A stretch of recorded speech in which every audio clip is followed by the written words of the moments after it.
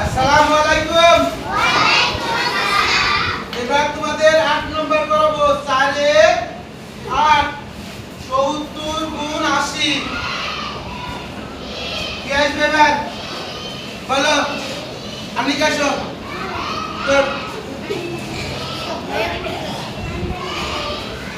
এবার দেখি আমি কে বলো শূন্য দিয়ে শূন্য গুণ করলে শূন্য শূন্য দিয়ে সাথে গুণ করলে শূন্য এখন দশক এখান থেকে শুরু করবো 8 দিয়ে শূন্য গুণ করলে আর 27 তে 32 তে 32 তে 56 কত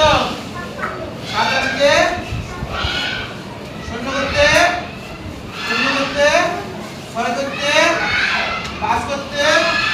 এর নাম কি বলো এর নাম হবে পূর্ণ আর এর নাম পূর্ণ এর নাম গুণফল ঠিক আছে